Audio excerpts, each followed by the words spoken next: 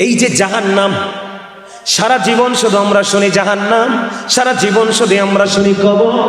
ও বন্ধু, এই জাহান্নামে যাবে মানুষ কেন রে? কারণ আমি আজকে রাসূল দুইটা সংবাদ নিয়েছে, একটা হলো জান্নাতের নিয়ামত, আরেকটা হলো জাহান্নামের ভয়ঙ্করতা। এই জাহান্নামে মানুষ কেন যাবে এইটা জানার দরকার আছে বন্ধু। তার কারণ হলো আমার আল্লাহ রাব্বুল আলামিন সূরা ইউনূসের ৪৪ নম্বর আয়াতে জানিয়ে দিয়েছেন, ইন্নাল্লাহা লা ইয়াজলিমুন নাসা শাইআন ওয়ালাকিন্নান নাসা আনফুসাহুম ইয়াযলিমুন।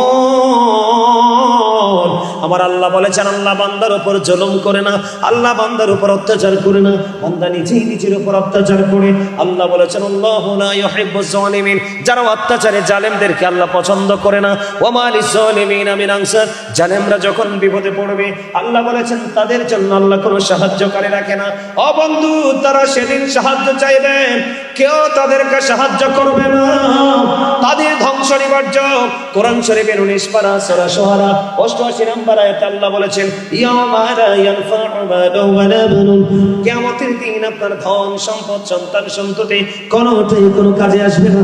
ও বন্ধু, অত্যন্ত ভয়ঙ্কর। এই দুনিয়ার বুকে মানুষ বিপদে পড়লে সাহায্যকারী খুঁজে পায়, অভাবে পড়লে বন্ধু অভাব মেটানোর লোক খুঁজে পায়, অসুস্থ হলে ডাক্তারের কাছে নিয়ে যাওয়ার মানুষ খুঁজে পায়। কিন্তু বন্ধু, ওই জাহান্নাম, ওই যে ইংলিশে যেটাকে বলা হয় হেল, এটা তো নির্মম হবে, এত নিষ্ঠুর হবে বন্ধু, এটা অত্যন্ত ভয়ঙ্কর হবে।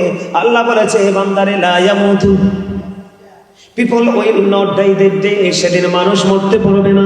আল্লাহ বলেছেন, ফিহা ওয়ালা ইয়াহইয়া, people will not be able to live that day, সেদিন মানুষগুলো বাঁচতে পারবে না।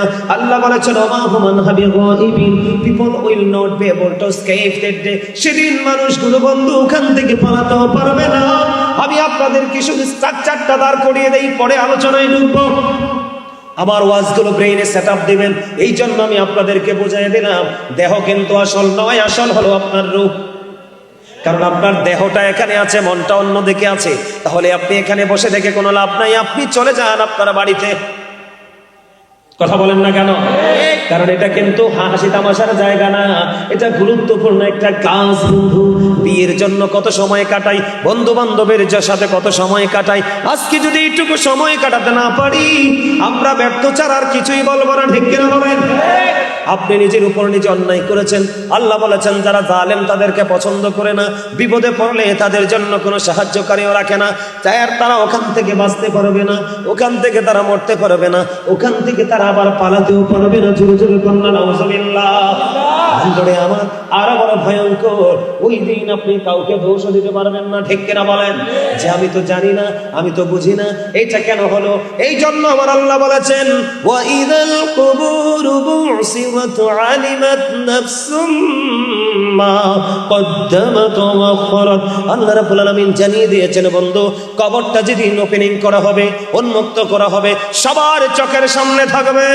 আমার আল্লাহ বলেছেন, আপনার জীবনে কে কি করেছেন আর কি করেননি প্র্যাকটিক্যালি আপনি সব দেখতে পারবেন। মানি ইরফানি জলসা সাজিয়েছেন, সকলের প্রতি আমার আন্তরিক সালাম। আসসালামু আলাইকুম ওয়া রাহমাতুল্লাহি ওয়া বারাকাতুহু।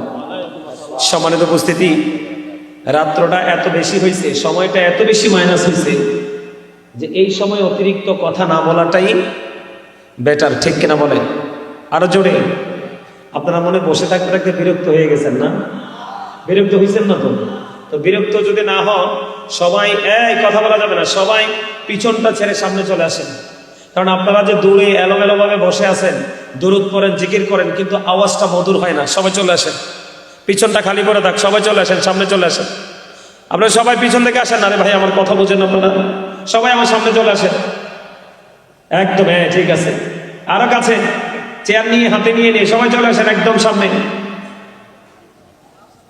একদম কাছে চলে আসেন। পিছনে চেয়ার খালি পড়ে থাক সবাই। এই তো, এই তো চমৎকার। আসেন। ওই আপনারা বসে রয়েছেন কেন? ওমা,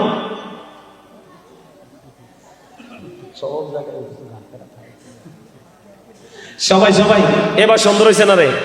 কাছে হয়েছে না? দারুণ হয়েছে না? শয়তান চাইলে আবার কাউকে ডিস্টার্ব করতে পারবে না। একটা চেয়ারও কিন্তু খালি নাই। আপনার আশেপাশে যত ফাঁকা জায়গা থাকবে আপনি ততই ডিস্টার্ব হবেন।